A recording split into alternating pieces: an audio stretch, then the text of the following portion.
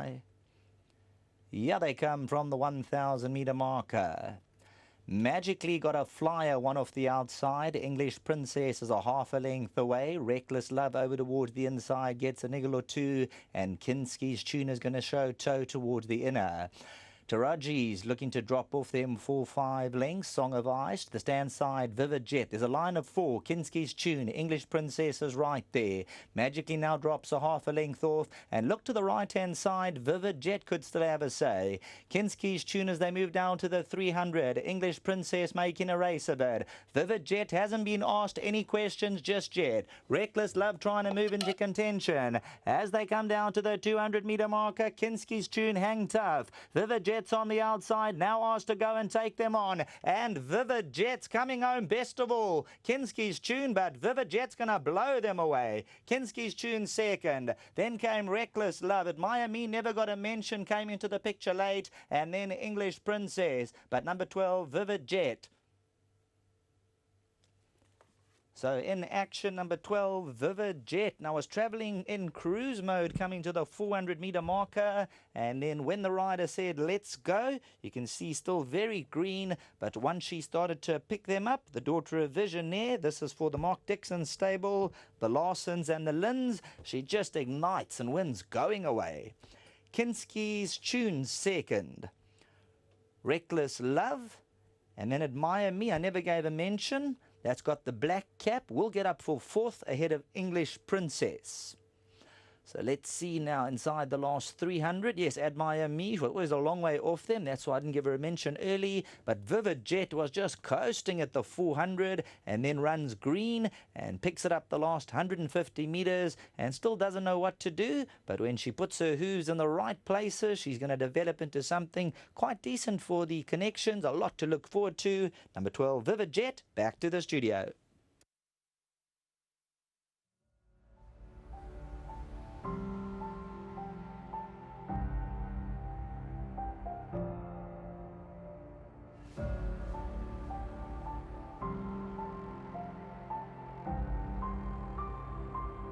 The first race here at Hollywoodbets, Scottsville has gone the way of the Mark Dixon trained, Keegan DeMello ridden, first timer Vivid Jet.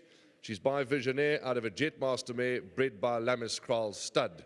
We'll touch on the owners in a moment, but Keegan, congratulations. This horse, once she got into the race, she really won and won well.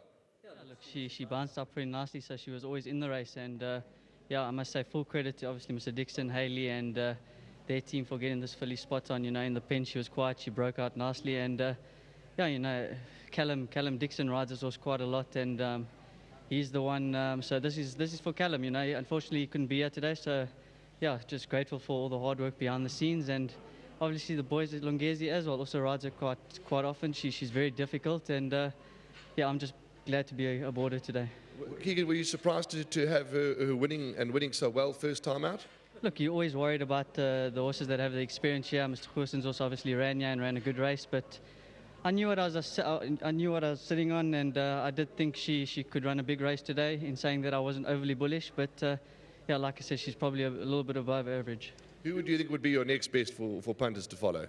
Look, I think I've got Ulterior Motive. If he comes back to his better form, he has a place chance. A filly like Paper Ballerina trying the 14 for the first time. She's got a bit of pace, so hopefully I think the course will suit her. And I think Alfonso Spagoni in the back, I think, is probably my next best. All the best to you, Keegan, and congratulations. Thank you, and once again to Mr. Dixon, Haley, and their family, thank you very much for the opportunities. To Mr. Larson and to obviously Bruce Lynn, thank you very much for the opportunities as well. Well done. Thank you. That's Keegan DeMello, the rider, Vivid Jet. We're going to get Mark Dixon into the parlour here.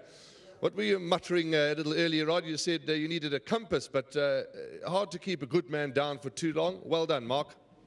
No, thanks very much. Yeah, it's been a long time, but horses like this is get you up in the morning. She's always shown us good work, and everything she did at home was very professional, and we were quite excited about her. And as Keegan said, you know, we thought if she reproduced the last piece of work at home, she'd go very close to winning. But that's easy to say. It's just, you know, but very pleased the way she won today.